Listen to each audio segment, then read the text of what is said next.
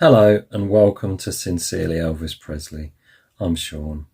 Thanks for taking the time to tune in. I appreciate it. I thought today we could take a little look at a genre of books that we haven't seen much of in the last getting on for 20 years. Now, whether that's because people think that the definitive one was done and there's no point revisiting, I imagine as an author, they're probably not the most attractive prospect because you've got to put an awful lot of information in there, and that's not decrying authors of any other type of books, but the stuff that goes into these must be pretty labour intensive to say the least. To me there are, so I'm going to call them encyclopedias, A to Z's. I'm going to sort of lump them together. And I've got four key ones here. There are others. There was one released by a guy called Joe Schumann. That was, I want to say 3, 4, maybe 5 years. It's not all that long ago, probably less than that. Now, they always say that you shouldn't judge a book by the cover. But unfortunately with this one I did, and I didn't like the look of it, so I didn't get it. So apologies to Joe Schumann. I don't know what your book was like. And if I remember rightly, Elvis Information Network did do a review of it, and it wasn't too bad apparently. But I guess I'd probably thought, as sort of obsessive an Elvis book collector as I am, you still have to be selective. As we know, there are in excess of 3,500 books produced on Elvis to date, and I've probably got, I don't even know what percentage of that I've got, but it's nowhere near that, I can assure you. And you can't, I know I've said it and we've all said it plenty. I mean, you just can't have everything. So sometimes I kind of just make a call and say, no, I won't bother with that one. But anyway, that's enough waffle. Let's take a look at the first one of these. Now, this one is, I think, 1991, if I remember. First printing, 1991. So this is E is for Elvis. An A to Z illustrated guide to the king of rock and roll. His lives and loves, the trivia and scandals, entertaining and enlightening, according to the Memphis Commercial Appeal. This is by Caroline Latham and Jeannie Sakol. It claims it's with a treasury of revealing photos. I'm not entirely sure I'd agree with that, but nevertheless, it does have photos. So there you go. E is for Elvis, published in 91. This does turn up from time to time, but I don't think I've seen a great deal of them for sale. Now, this one goes for a pure alphabetical A to Z. So we start, E is for Elvis. We start at A, and our first entry is acupuncture for Elvis. According to Elvis Presley's personal physician, Dr. George Nikopoulos, the star's first serious illness was caused by the action of an unscrupulous acupuncturist in California. The man injected Elvis with Novocaine, Demerol and cortisone, telling him that the injections were a form of acupuncture. This is how Elvis got started taking such drugs by injection. As an example then, there's your first one. I'm not sure of the veracity of that, but yeah. There's Nick Adams. Picture taken before Elvis went into the army. That's probably correct, but I don't think I'm familiar with that one. So we go through A to Z.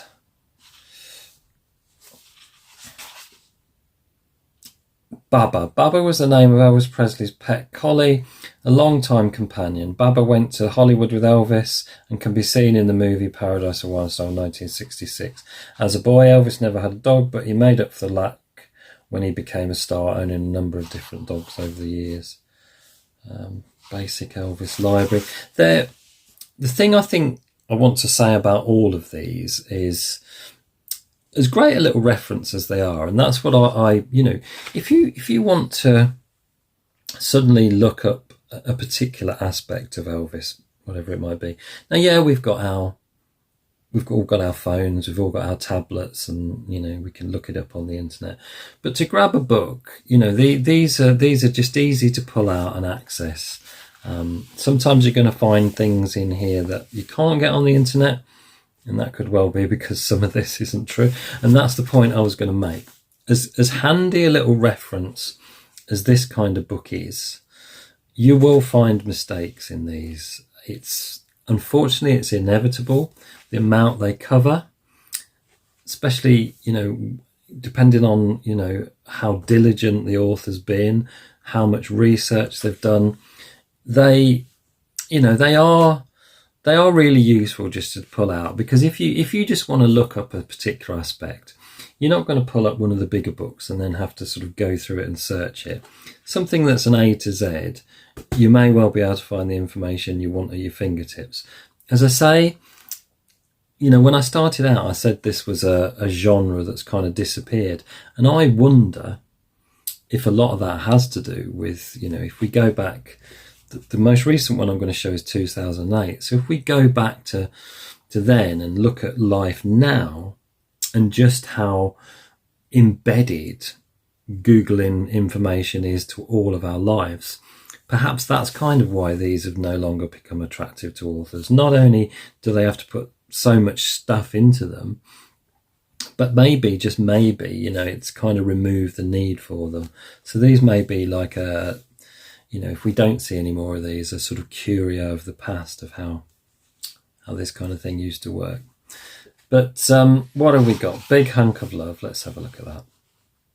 Elvis Presley went into the RCA recording studio just before he entered the army to create some new material that could be released while his performing career was on hold. One of the songs from that session was Big Hunk of Love, written by the team of Aaron Schroeder and Sid Weich, and released late in 1958. It was another huge hit single for Elvis, rising to the #1 spot and selling more than 1 million copies. This is a nice little book,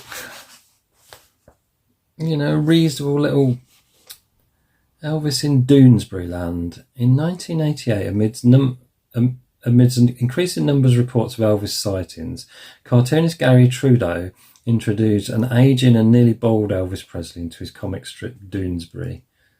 Okay. You know, they go into lots of little bits of information and trivia and what have you. So yeah, it's a decent enough little book.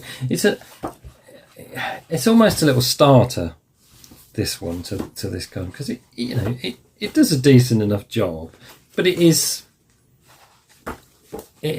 reasonably basic, I think. To sort of sell on the front the fact that it's a treasury of photographs. I mean, as you can see, that there are some, but it's hardly its sort of major point. So a nice little one to add to the collection. I'm not going to say to anyone that it's an essential purchase, but you know, it's a nice little, if you can pick it up cheap enough, which I think I did with this, it's a nice little addition. So then we move on to, this one is 1995, I think, and this is the somewhat controversial Elvis Presley stepbrother, David E. Stanley, who in recent years, you know, refers to himself as Elvis's brother, which, let's face it, is ridiculous. There are quite a few mistakes in this book, which I don't think at the time came as a surprise to anyone. This, you know, when it comes to the Stanleys, I approach with a great deal of caution. For me, as I said, you know, being an Elvis book collector, there are certain books that I will not have in my house. One of them is the scandalous piece of trash by Albert Goldman. I would never ever go anywhere near a copy of that. And another one is the book that D. Stanley and the Stanley brothers wrote, Elvis, We Love You Tender, which, you know, the irony of that title, to say we love you and then produce a scandalous piece of garbage like that. I don't get it. So, you know, I understand that different books will take different perspectives, different books will show different aspects, and there will always be an author bias no matter what. But when the reason to create that book is just to attempt to bring Elvis down in the worst way possible, you can go to hell as far as I'm concerned, because you ain't coming in my library, that's for sure. But so, you know, I have a great deal of misgivings about the Stanleys, and particularly since was it last year, the Amazon documentary that I think it was David Stanley that was involved in, and the things he said about Elvis. No, you know, not for me, thank you. But having said that, this isn't bad. You know, this doesn't attempt to scandalise. It doesn't attempt trashy gossip mongering or what have you. There are little bits of his own interjections in here that are questionable, but it's not too bad. This is the first Virgin Books hardback, and it was later released as a softback by Virgin Books with a different cover. Now this one's quite interesting, because when I thought about doing this episode and got the books out earlier, I hadn't realised I picked this one up off eBay. I had this one originally, and like everything else, it got sold, or nearly everything else. And I had this one originally, so I picked this one up off eBay. I think I paid about £8 for it. It wasn't particularly expensive, and it was quite a hefty book. What I hadn't realised until I took it, you know, because I must have got it off eBay, flipped through it, had a quick look. You know, I think it was one I'd seen before. But what I hadn't realised, it appears to be signed by David Stanley. That looks to be his signature, I think. I can see a Stanley there. So for all my misgivings of him, I've ended up with his signature. But I don't know, there's something I just don't. Anyway, enough about Stanleys. We have a foreword by Lamar Fike. And then we go in. This one takes a very different approach. It's not a straight A to Z. So it breaks it up. Let's have a look at the contents page.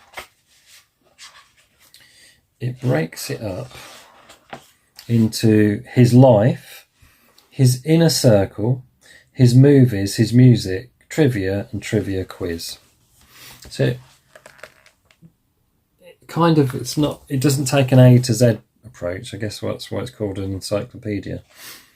So we start with his life. This one is nicely illustrated, it's got to be said, packed with illustrations throughout. So his life, I think, is basically a chronology. So bearing in mind it was written by David Stanley, expect a lot of inaccuracies, and that's exactly what you're going to find. And I think it falls victim to our old friend, the caption inaccuracies as well, because I think there's some clunkers there. In fact, I noticed one earlier. I don't know if I'll come across it, but where were we? Let's see if we can. Oh, there we go. Yeah, this is the one. Look, there's the photograph. Okay, and it says, the combo of satin jacket, black shirt and black pants. It's not satin, it's his gold lame, which isn't quite the same thing. Was Elvis's standard stage costume for most of 1957 and 1958. 1958? What? So he wore that while he was in the army, did he? Yeah, that kind of thing. But having said that, you know, it's a decent enough little book. Again, it's a little reference book. It's well illustrated. You know, it's nicely laid out. Just don't go, you know, treating it as some kind of touch point reference, because you're going to find quite a few errors within its pages, but you know, what have we got? Are we still in his life? I think we probably are. So, yeah, decent enough little book. And as I say, you know, you should bear in mind I paid about £8 for it. The complete filmography we've got.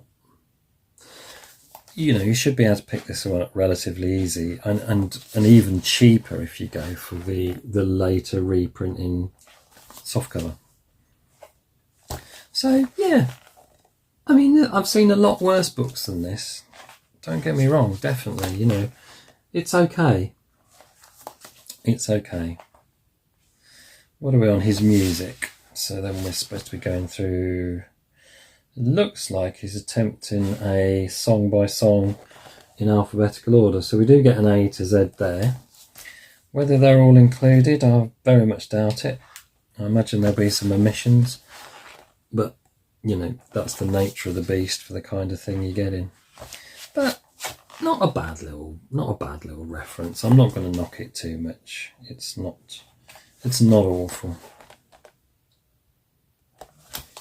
It's not awful by any means. So what do we finish with? I think we finish with his music. So there's the Elvis Encyclopedia. This one was printed in 1995. Now this one's an interesting one. Elvis, his life from A to Z. And this was written by Fred L. Worth and Steve D. Temerius. And when I first saw this hardback version, something in the back of my mind, I recognise those names. And then I realised that when I was, it must have been 13-ish, something like that, I had a paperback book by these same two guys, and it was called, Elvis and, his life from A to Z as well, I think. So whether that was an early version of that, because it certainly wasn't as big as this, but it looks to me, so that one would have come out, I think, 1981. That's about when I would have got it. I got it when it came out as a birthday present or something, if I remember rightly. So 81. This particular reprint here is 92. But whether they just, they'd had that out before and just carried on working and finding out more information, putting more together. But this is a great little book. You'll find there's two editions of this one. There's the one with this colourway, and you'll see another one that the cover looks the same, but where this is red, it's a sort of grey-black, and the writing is in orange, but it's the same book. And so what's good?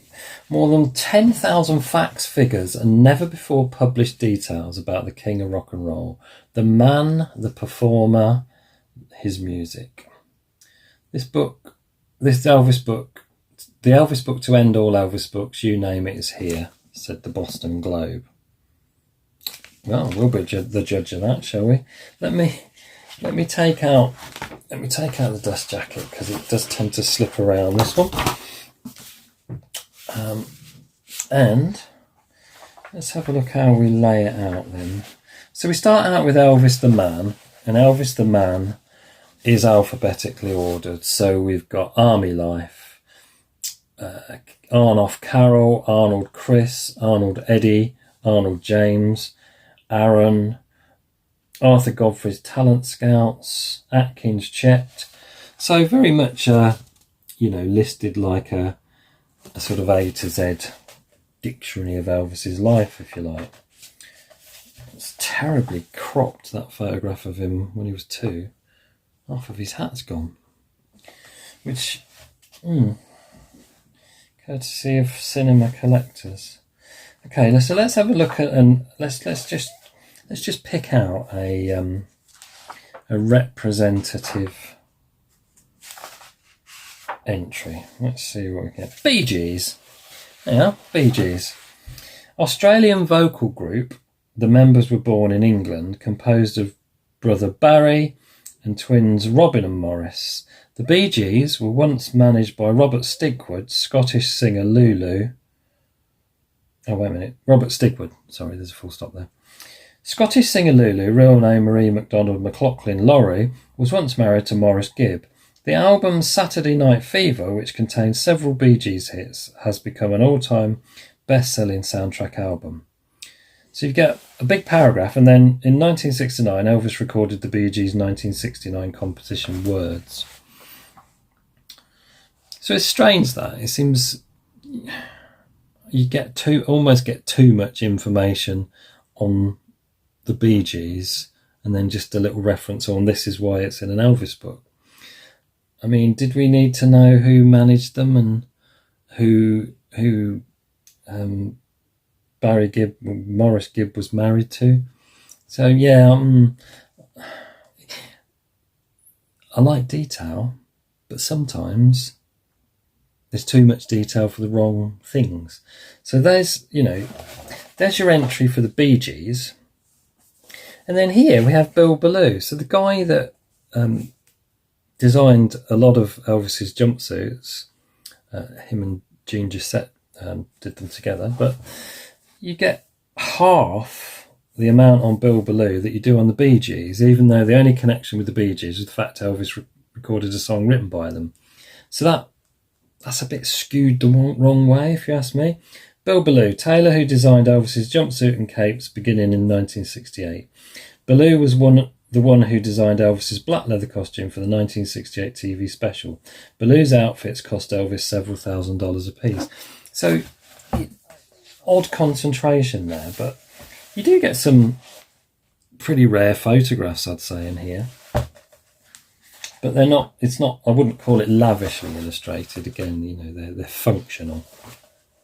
Gives it almost that dictionary feel. But again, you're not coming at a book like this for the photographs, it's for the information.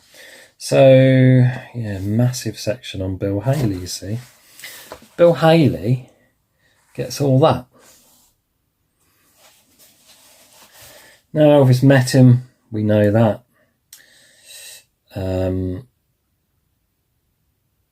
Obviously, they had Shake, Rattle and Roll in common. But, you get all the details about Bill Haley's recording career, what he had hits with, what labels. I think some of it's a bit superfluous, really. I think they've thrown the kitchen sink at it. But nevertheless, great little book, great little resource. You should see this one coming up fairly regularly in either of its forms, and I'd say definitely worth adding to the collection. It is a nice little resource to dive into. There are things in here that are inaccurate. That's true of all of them, but massive undertaking and that's what I mean. I meant what I said at the beginning, that I wasn't being derogatory to any authors, but this sort of stuff you've got to put together to do something like this, it just must take years and years.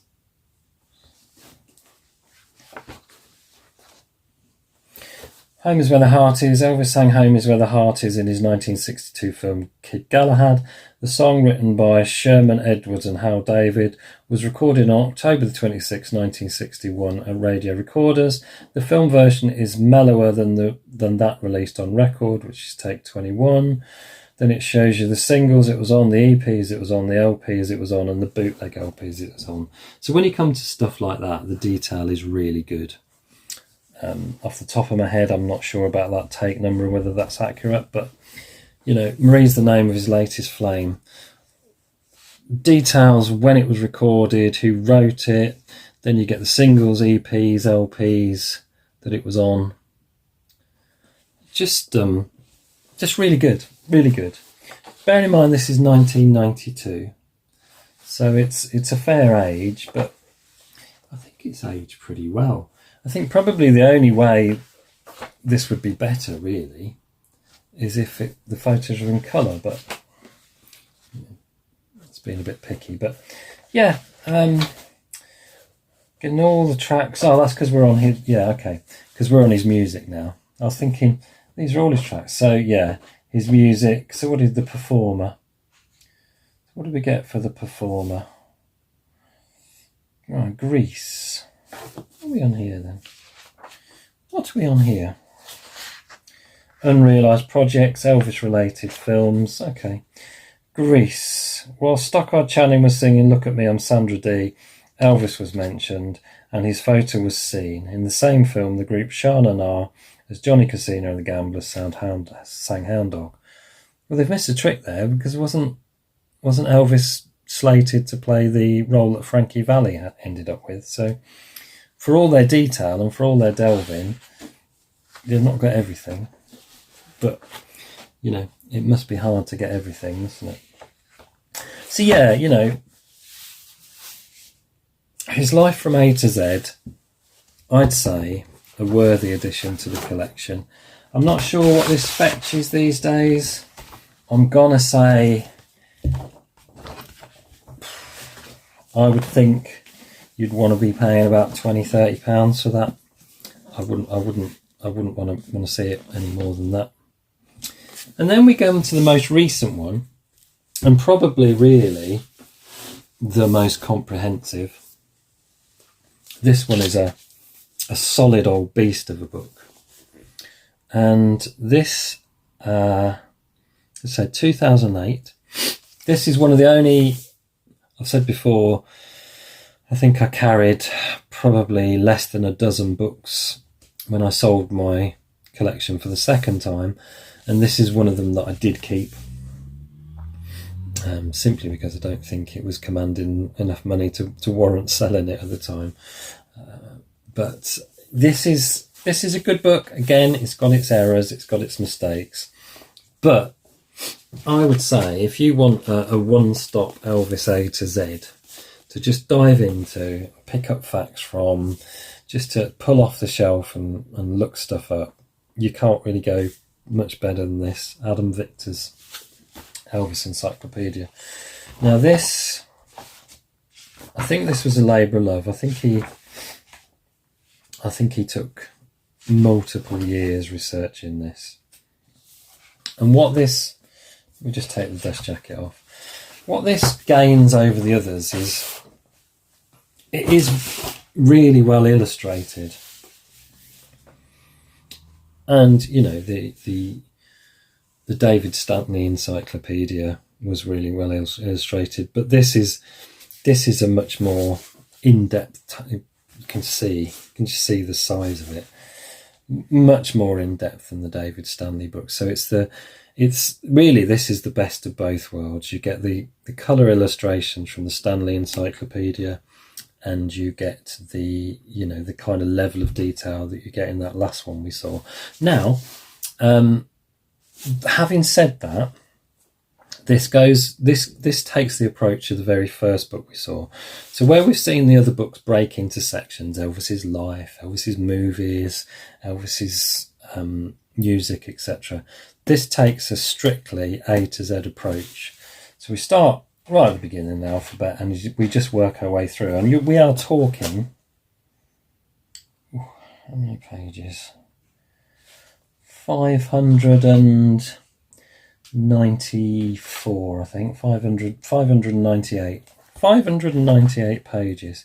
And, you know, when I talk about it being well illustrated, you see, just from the introduction, beautiful full page photography.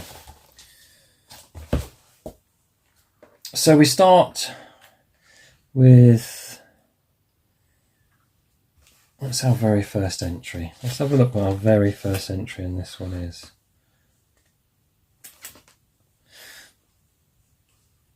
Right, it's Abarak.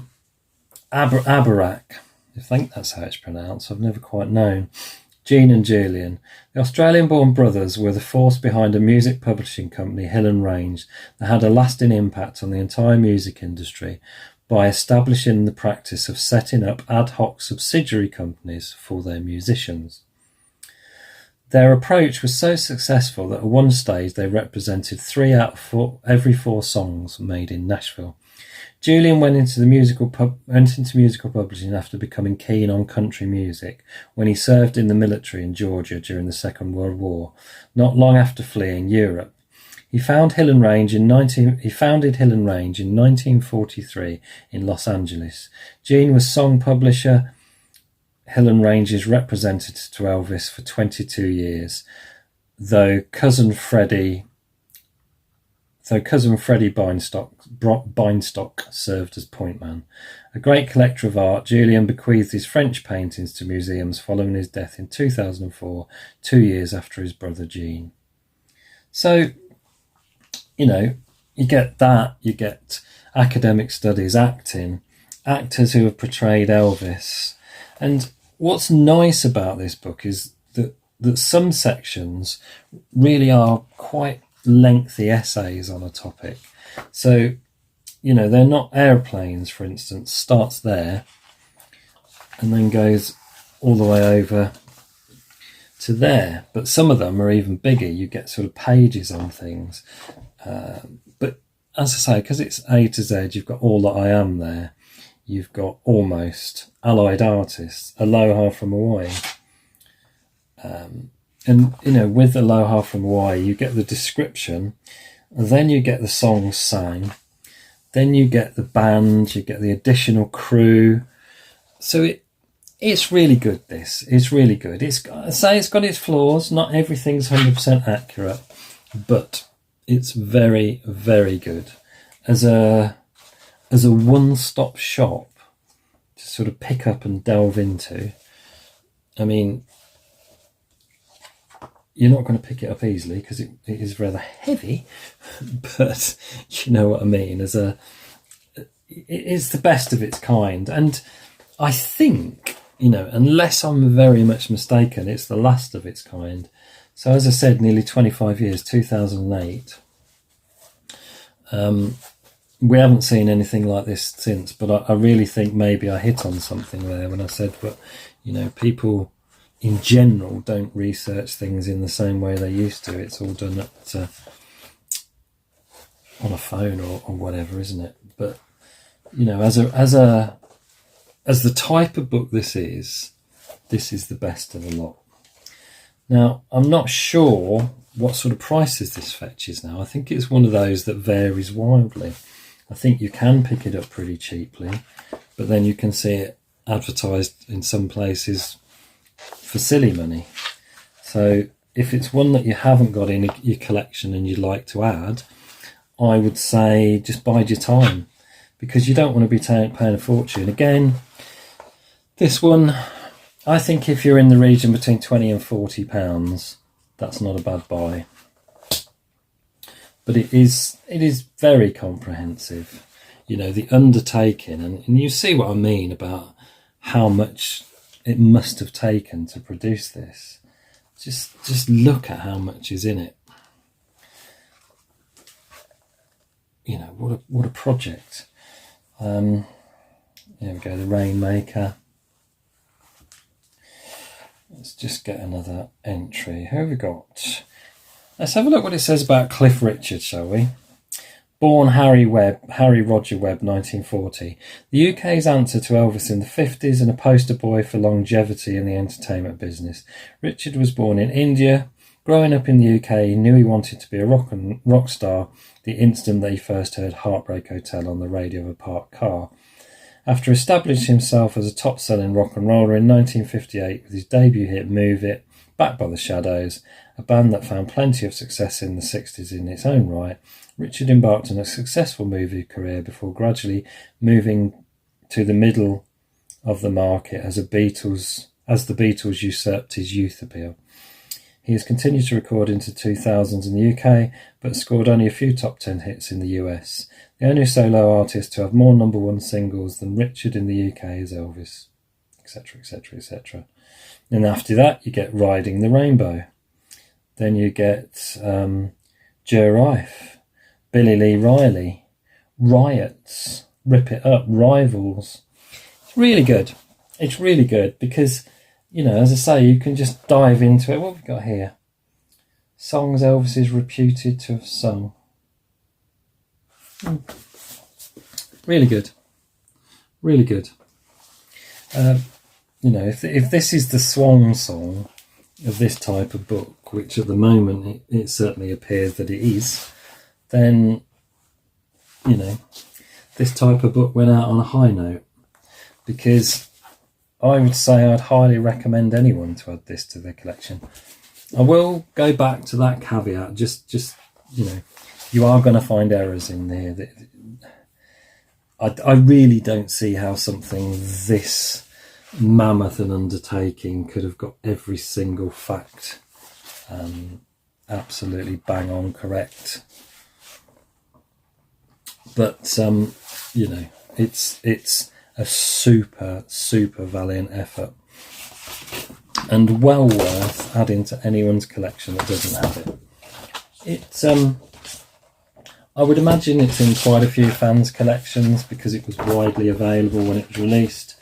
But as I say, if you don't have it and you see it at a reasonable price, don't hesitate. It's very good. It's very good. Same goes for this one. Not quite as good, but still worth adding to the collection. The other two, not essential, but if you see them cheap enough, worth a go, I'd say. Worth a go. So there you go. That's it. What I think is probably books that we may never see again, because the demand probably isn't there that it once was. But for the type they are, you know, they do a service, and some of them do it better than others. But yeah, they're not too bad at all, and definitely worth a look. Definitely worth adding to the collection. So that's it. That's my look at encyclopedias and A to Zs. I hope it was reasonably enjoyable. Let me know in the comments what you think. Do you think there's a place for this kind of book? Do you have these? Are there any other that you've got that I've missed out? As ever, you know I love to read your comments. Thanks for watching. I do really appreciate it. I hope you're able to join me for next week's episode. But until then, have a great week, everyone. Take care. Ta-da. We'll meet you again. May God bless you. Adios.